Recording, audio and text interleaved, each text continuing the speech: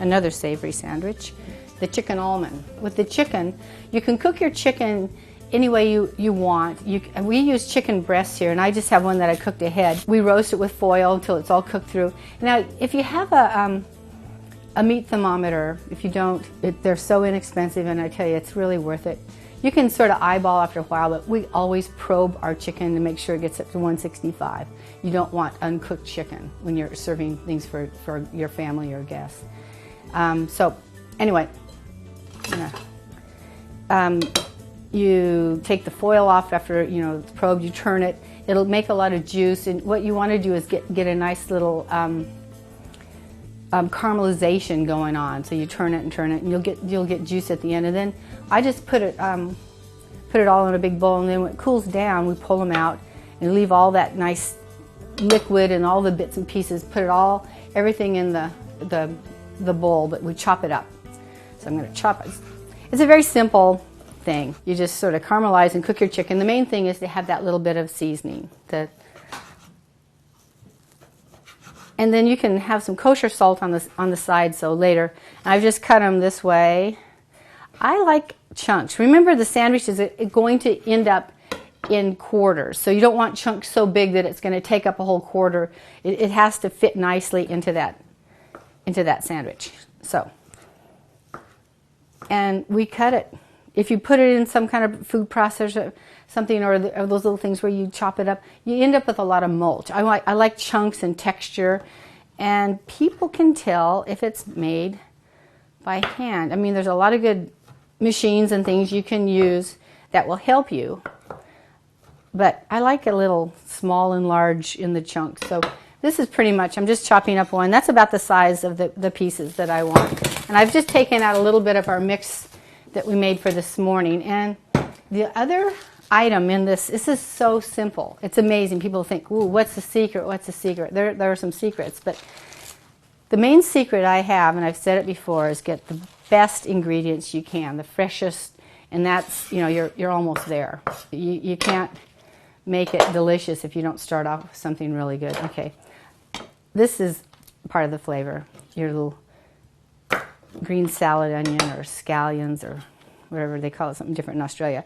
But anyway, so I'm going to chop this up. This one's kind of big. Now remember, I just take off the roots. Some people I've seen where they take off the whole white bit.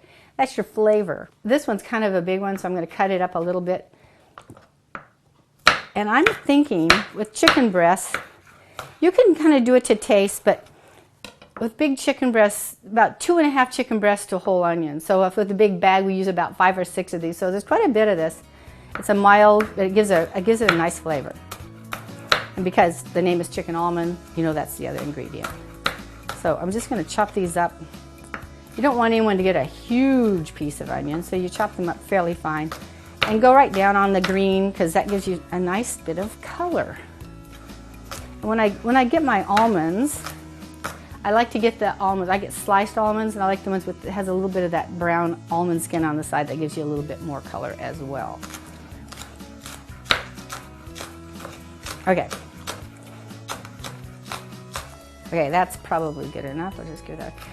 And sometimes you'll chop them and you'll think, oh, it's all done, and you put it in, they're all kind of stuck together. So just make sure that it's not like a long ladder that didn't come apart. Okay, so here we go. I'm going to put this little bit. I'm doing like a mini batch, but this is about what you would do at home. I'm just going to pick this up, put it in. So I've got my onions and my chicken in here. Now, I use chicken breast just because I like to keep it consistent, but if you use your brown meat, the thighs are a little bit cheaper, and it has more flavor. So don't be afraid to just use the part of the chicken. You can do the same thing with turkey. Like, don't forget the turkey at Thanksgiving. You can use all this little almond magic and stuff.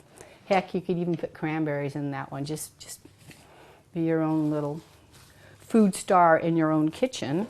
Okay, so there's this, and now the secret ingredient would be your almonds. There's probably 2.5, maybe 3 breasts there, and I'm not exaggerating, girls. We put that much, probably a bit more.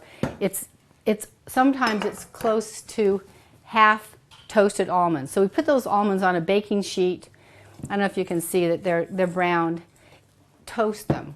Don't turn your back on them. I mean, you turn your, put it in your oven, spread them out, put them in an oven, probably about 300 degrees or something, and put the timer just for a few minutes and keep checking it. You'll smell it when it starts to toast. It's like this amazing smell.